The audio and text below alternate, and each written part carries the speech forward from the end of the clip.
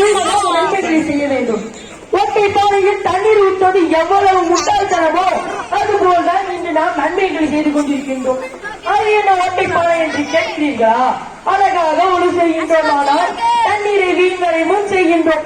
இதுவும் ஓட்டை பானையில் தண்ணீர் ஊற்றுவது போல்தான். ஏழைகளுக்கு உதவி செய்கின்றோம், ஆனால் அவர்களை இழிவுபடுத்தி கேவலப்படுத்துகின்றோம். இதுவும் ஓட்டை பானையில் தண்ணீர் ஊற்றுவது போல்தான்.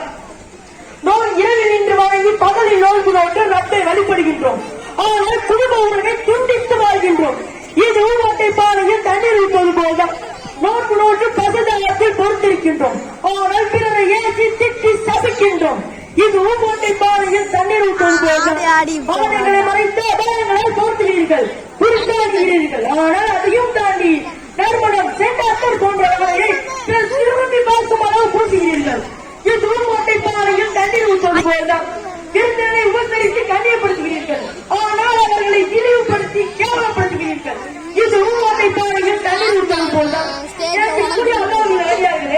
இருந்து ஏழ ஒன்று சொல்கின்றேன்.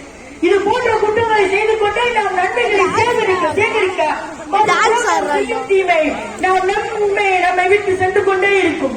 அல்லாஹ்வின் நல்லடியார்களே, இஸ்லாத்தில் ஆச்சரியமான மனிதர்களும் இருக்கிறார்கள்.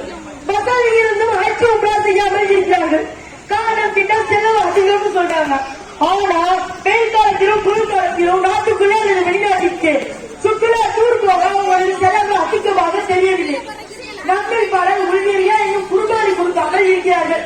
காரணம் கேட்ட ஆட்சியின் விலை அதிகம்னு சொல்றாங்க.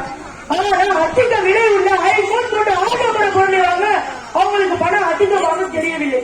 மற்ற பேஸ்புக் போன்ற சமூக வலைதளங்களில் ஒரு நாளுக்கு நூற்றுக்கணக்கான செய்திகளை படிக்க நம்மிடம் நேரம் இருக்கிறது. ஆனால் குழுவில் 10 வயசுகளை விட நம்மிடம் நேரம் இல்லை. எனக்குரிய அல்லாஹ்வின் நல்லடியார்களே, இது போன்ற செய்திகளை செய்து கொண்டே இருந்தால், இது போன்ற குணங்கள் நம்மிடம் இருந்தால் நம்ம தீர்மானம் ரொம்ப மோசமாக ரொம்ப பலகீனமான நிலையில் இருக்கிறது என்பதை நாம் புரிந்து கொள்ள வேண்டும். யாரெல்லாம் எங்களுக்கும் எங்கள் சகோதரர்களுக்கும் ஈமானை உறுதிப்படுத்துவாயாக, உங்கள் மதிப்பேருக்கு வழங்குவாயாக. எனக்கு இங்கு பேச வாய்ப்பளித்த ஹஜரத் அவர்களுக்கும் ஜமாத்தார்களுக்கும் சகோதர சகோதரிகளுக்கும் தாய் மார்களுக்கும் நன்றி கூறி உங்களிடமிருந்து விடைபெறுகின்றேன். அஸ்ஸலாமு அலைக்கும் வரஹ்மத்துல்லாஹி வபரகாத்துஹு.